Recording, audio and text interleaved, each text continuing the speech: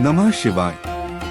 महादेव और माता पार्वती का विवाह सिर्फ एक कथा नहीं, बल्कि सृष्टि के संतुलन की दिव्य गाथा है।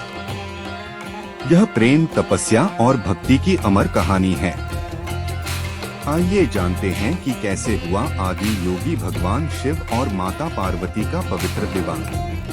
सती, जो शिव की अर्धांगिनी थीं, अपने पिता राजा दक्ष के अपमानजनक व्यवहार से आहत होकर यज्ञ कुंड में कूद गयी। शिव अत्यंत क्रोधित हुए और वीरभद्र को भेजकर दक्ष का यज्ञ विध्वंस कर दिया।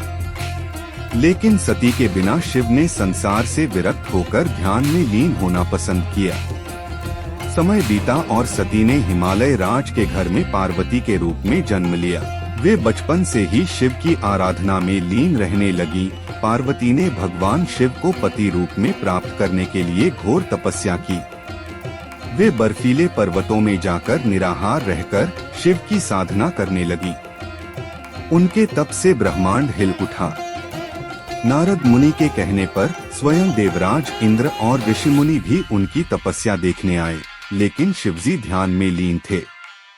अंततः शिव ने पार्वती की तपस्या से प्रसन्न होकर प्रकट होने का निश्चय किया। शिवजी ने पार्वती की भक्ति की परीक्षा लेने के लिए एक वृद्ध ब्राह्मण का रूप धारण किया और पार्वती के समक्ष आए।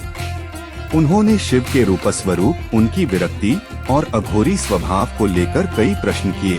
पार्वती ने मुस्कुराकर कहा, हे ब्राह्मण, आप शिव को नहीं जानते। वे सृष्टि के आधार हैं, वे ही मेरे स्वामी होंगे। तभी वृद्ध ब्राह्मण ने अपना असली रूप प्रकट किया। वे स्वयं भगवान शिव थे। पार्वती को आशीर्वाद देते हुए उन्होंने विवाह के लिए स्वीकृति दी। शिव और पार्वती के विवाह का शुभ अवसर आ गया। कैलाश से शिवजी की अनोखी बारात निकली। भूत, पिशाच, नाग, गंधर्व, योगी और सिद्ध उनके साथ थे। राजा हिमालय और माता मैना ने जब शिव को इस रूप में देखा तो घबरा गए। लेकिन जब शिव ने स्वयं को दिव्य रूप में प्रकट किया तो पूरा वातावरण मंगलमय हो उठा। देवगण, ऋषि मुनि और समस्त लोग शिव पार्वती विवाह का साक्षी बने। मंत्रों के उच्चारण के साथ माता पार्वती और भगवान शिव का पावन विवाह संपन्न हुआ।